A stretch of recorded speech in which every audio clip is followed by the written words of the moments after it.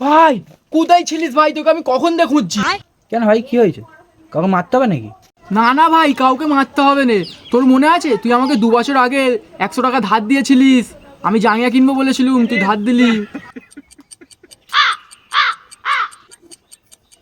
হ্যাঁ মনে পড়েছে, 2 বছর আগে থেকে 100 টাকা নিয়ে তো জায়গা কেনার জন্য। এনে ভাই তোর 100 টাকাটা নে। ये कैसे हो गया? হ্যাঁ